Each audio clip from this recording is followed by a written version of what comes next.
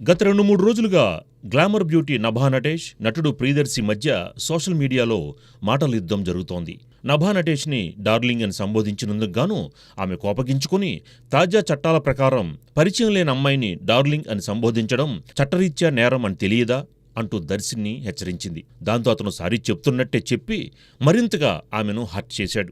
ఉరుములు మెరుపులు లేకుండా సోషల్ మీడియా వేదికగా వీరిద్దరూ ఇలా మాటా అనుకుంటున్నారేమిటి అని కొందరు ఆశ్చర్యపోయారు. ఈ మధ్య తెలుగు కామెడీ ఆర్టిస్టులు అనుచిత వ్యాఖ్యలు చేసి వార్తల్లో నానడం చూసిన వారు ఇప్పుడు నభా దర్శి వంతు వచ్చినట్టుంది అనుకున్నారు. అయితే కొందరు మాత్రం వాళ్ళిద్దరూ కలిసి చేసిన సినిమా తాలూకు ప్రమోషన్స్లో భాగంగా ఈ డ్రామా నడిపిస్తున్నారని వ్యాఖ్యానించారు. చివరకు అదే నిజమైంది. తేజ సజ్జా, ప్రశాంత్ వర్మతో హనుమాన్ చిత్రాన్ని నిర్మించిన నిరంజన్ రెడ్డి డార్లింగ్ అనే మూవీని నిర్మించారు. అందులో హీరోయిన్లుగా ప్రియదర్శి, నభా నటించారు.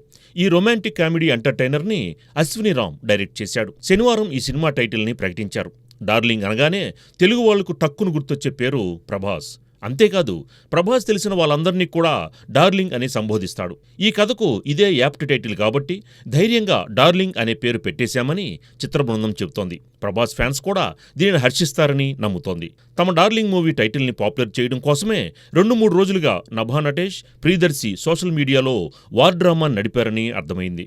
ఈ ప్రెస్ మీట్లో కూడా నభా కాస్తంత అలిగి వాకౌట్ చేసినట్లు హడావుడి చేసింది. ఆ తర్వాత ఇదంతా మూవీ ప్రమోషన్స్లో భాగమని చెప్పింది. యాక్సిడెంట్ కారణంగా ఏడాదిన్నర తర్వాత తిరిగి నభా తెర మీద కనిపించబోతోంది. దాంతో కాస్తంత ఎగ్జైటింగ్గానే మాట్లాడింది.